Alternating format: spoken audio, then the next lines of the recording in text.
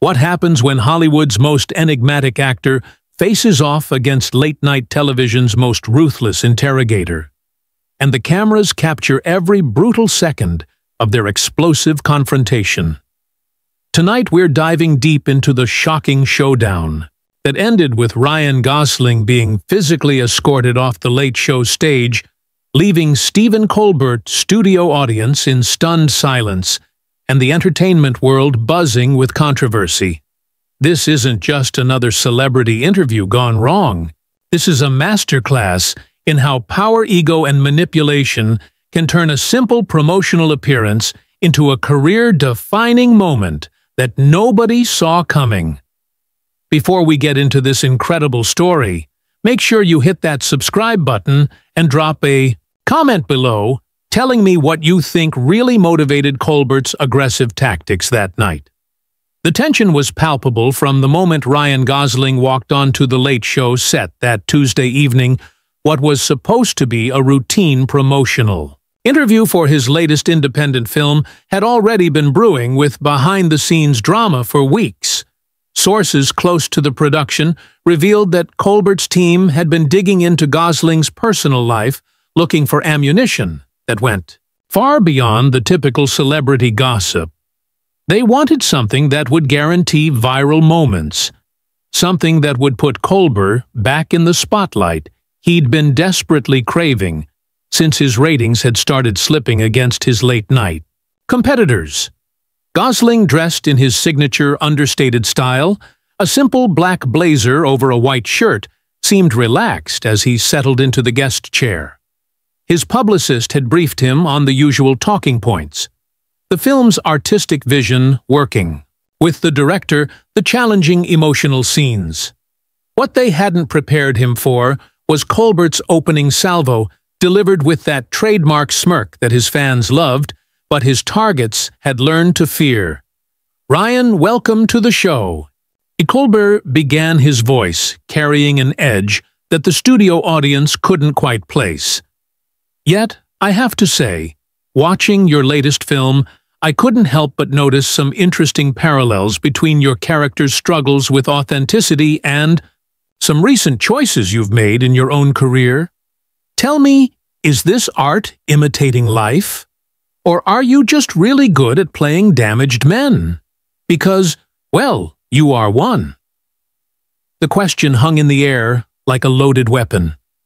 Gosling's expression shifted, almost imperceptibly, his jaw tightening just enough for the cameras to catch it. The audience, expecting the usual playful banter that characterized most late-night interviews, sensed something different was happening. This wasn't the gentle ribbing they were used to. This felt personal, calculated, designed to wound. That's an interesting way to frame it.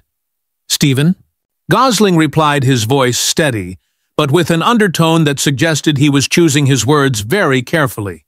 "I think any actor worth their salt draws from personal experience, but I'm not sure I'd characterize my career choices as struggles with authenticity."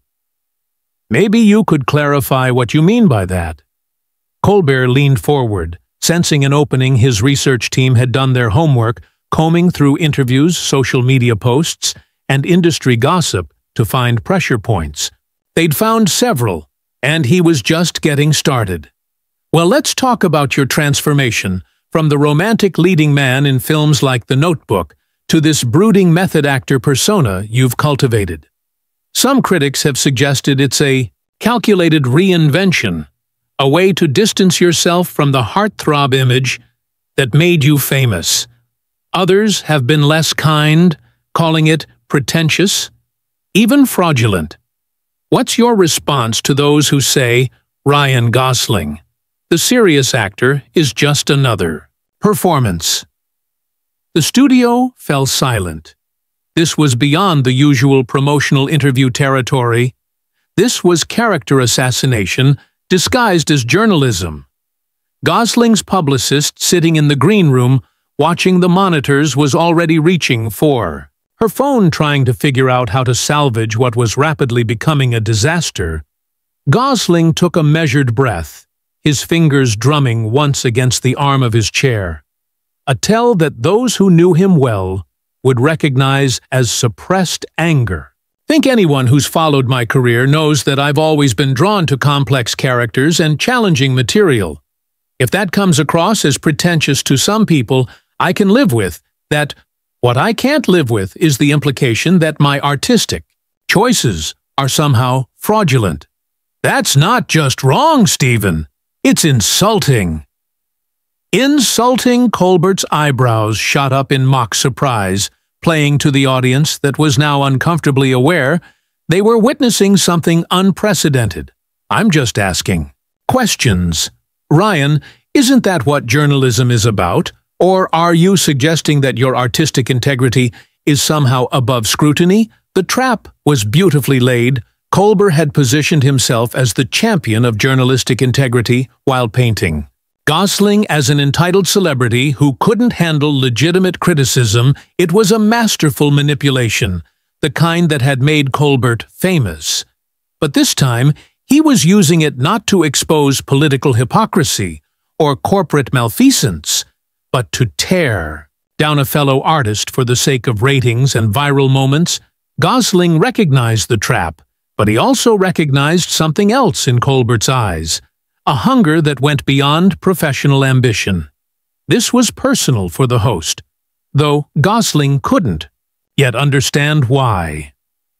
What he did understand was that backing down now would be seen as confirmation of Colbert's accusations, while fighting back would likely be twisted into evidence of the arrogance Colbert was trying to expose.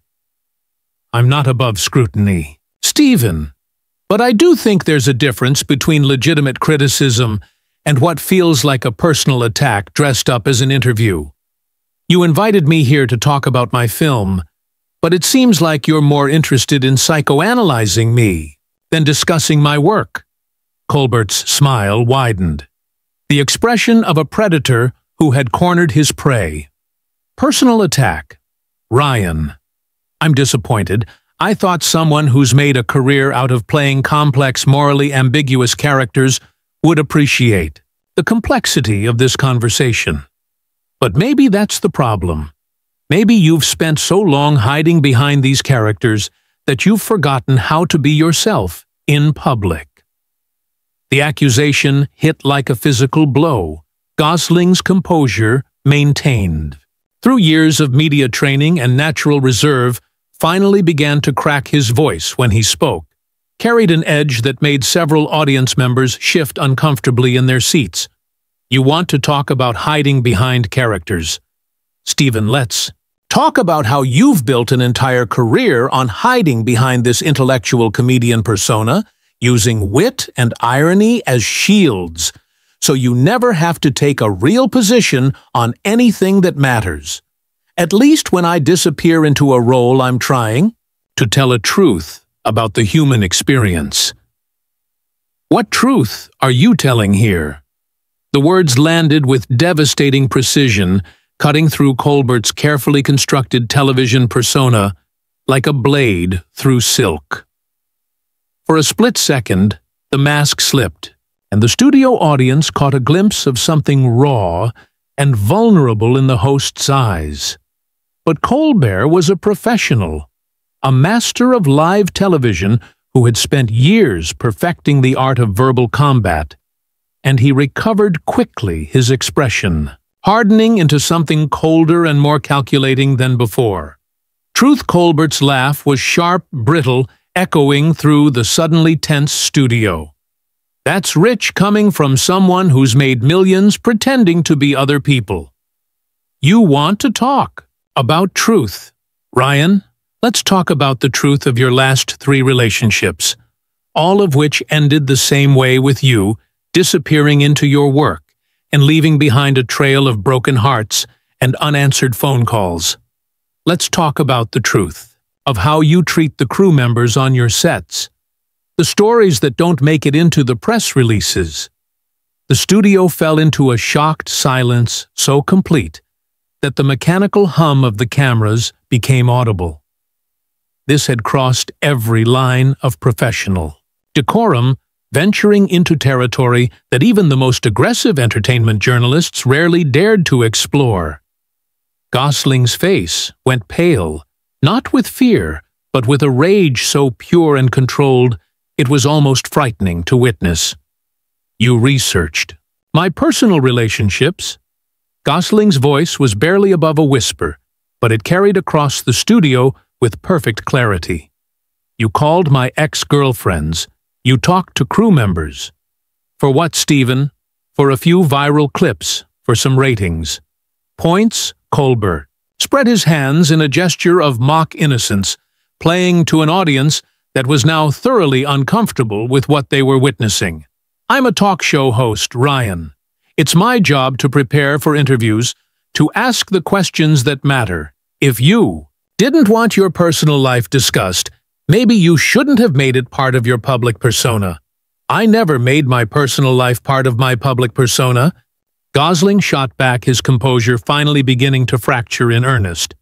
"I've spent my entire career trying to keep my private life private, trying to let the work speak for itself. But you've decided that's not enough for you, haven't you? You've decided that you need to tear me down personally to build yourself up professionally." The accusation hung in the air like a challenge, and Colbert's response revealed the true depth of his calculation. Instead of denying it, he leaned into it, his smile becoming something predatory and ugly. "Build myself up, Ryan. I don't need to build myself up at your expense. I've been doing this for decades, winning awards, making people think, making them laugh, making them care about issues that actually matter. What have you done? Made some pretty movies, played some brooding characters, given some interviews where you mumble thoughtfully about the craft of acting." The contempt in Colbert's voice was unmistakable now, and it finally revealed what this had always been about. This wasn't journalism, wasn't even entertainment. This was jealousy. Pure and simple jealousy of Gosling's artistic credibility. His critical acclaim his ability to disappear into roles, while Colbert remained forever trapped behind his desk, forever playing the same character, forever dependent on other people's stories to give his own life meaning.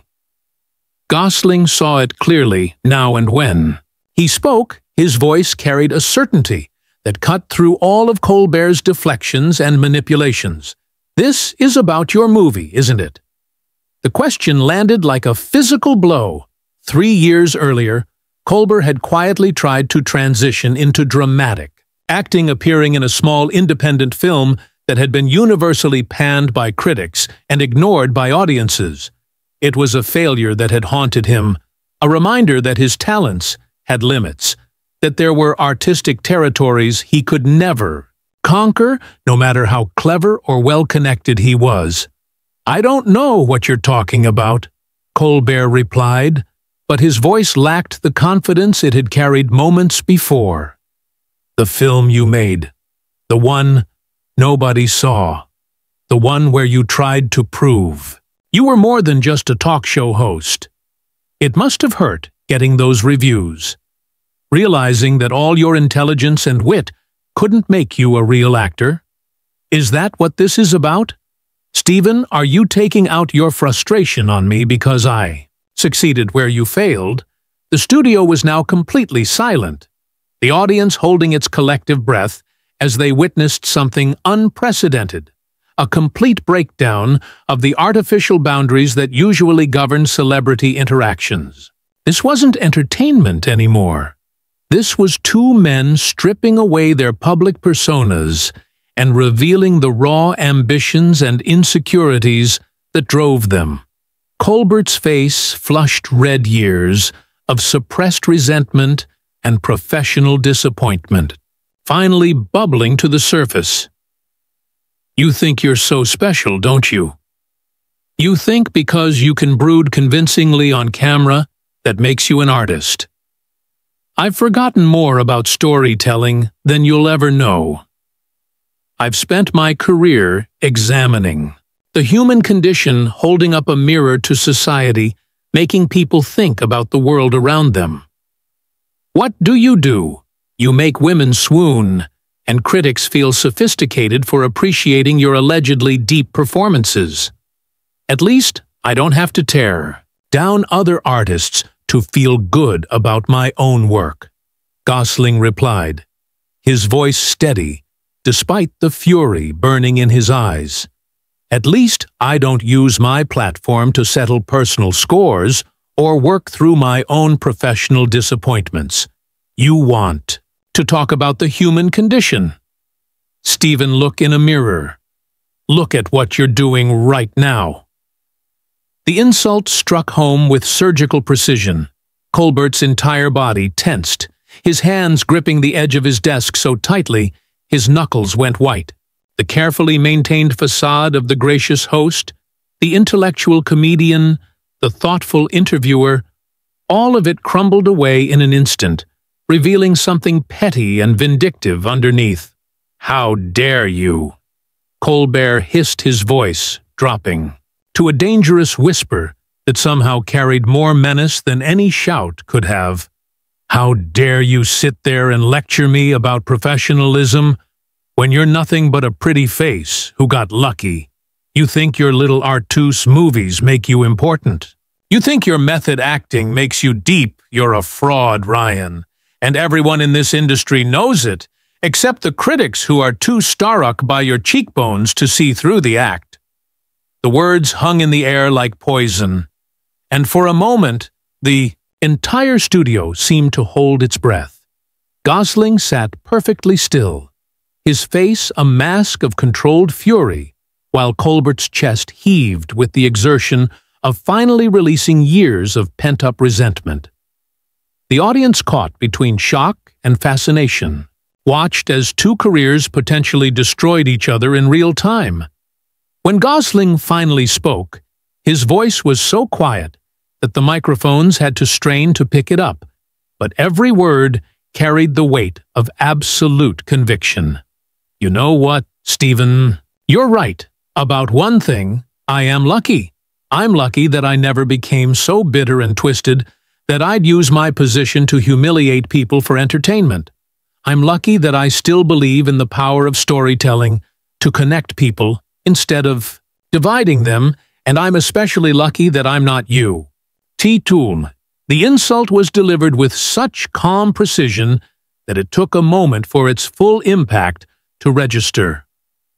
When it did, Colbert's face went through a spectrum of emotions, shock, rage, and finally something that looked almost like panic he had pushed. Too far revealed too much of his true nature, and now he was facing the consequences in front of millions of viewers. Get him out of here! Collar suddenly barked, his voice cracking with strain as he gestured frantically towards the wings. Security, get him off my stage. This interview is over, but Gosling wasn't finished. Rising slowly from his chair, he fixed Colbert with a stare that could have melted steel.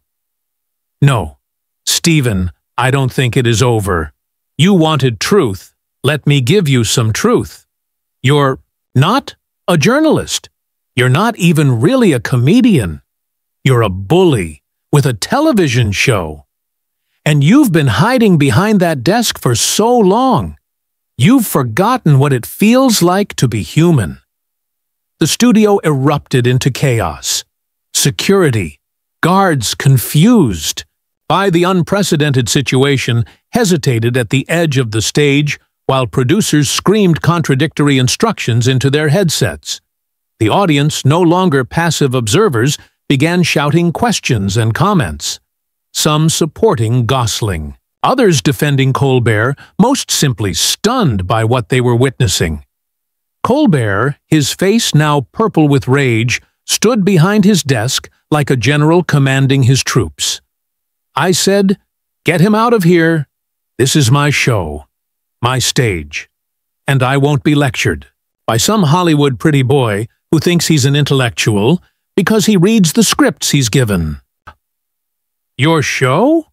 Gosling's laugh was harsh, bitter, completely, unlike his usual reserved demeanor.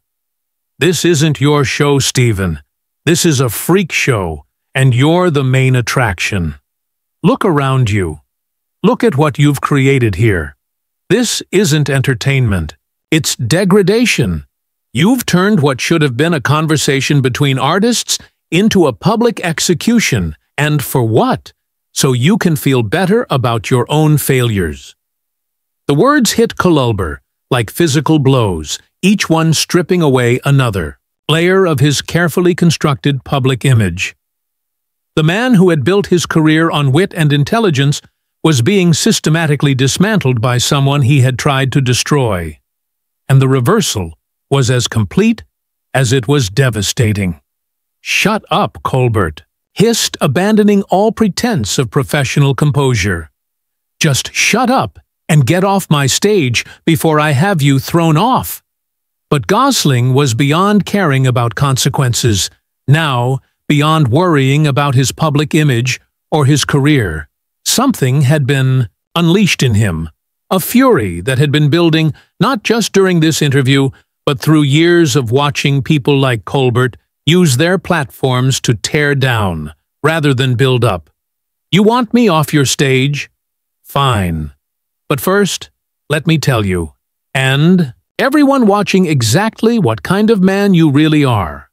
You're the kind of man who researches people's personal relationships to use as weapons. You're the kind of man who pretends to care about truth and justice while practicing character assassination for ratings. You're the kind of man who has become so consumed with his own importance that he's forgotten the basic human decency that should govern how we treat each other." The security guards, finally receiving clear instructions, began moving toward the stage, but Gosling held up a hand that somehow commanded their attention. "I'm leaving, but not because he's throwing me off. I'm leaving because I can't stand to be in the same room with someone who has so completely lost sight of what it means to be a decent human being." He turned toward the audience, his voice carrying easily across the stunned studio. "You came here tonight expecting entertainment, and instead you got to see something real. You got to see what happens when someone with power decides to use it to hurt people instead of help them. Tonight expecting entertainment, and instead you got to see something real. You got to see what happens when someone with power decides to use it to hurt people instead of help them. Remember this moment. Remember what you saw here tonight."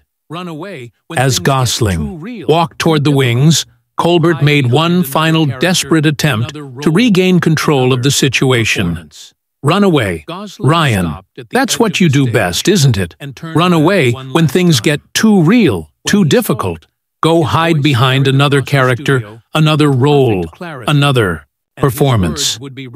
Gosling stopped at the edge of the stage and turned back one last time. When he spoke, his voice carried across the studio with perfect clarity, and his words would be replayed millions of times in the hours and days that followed.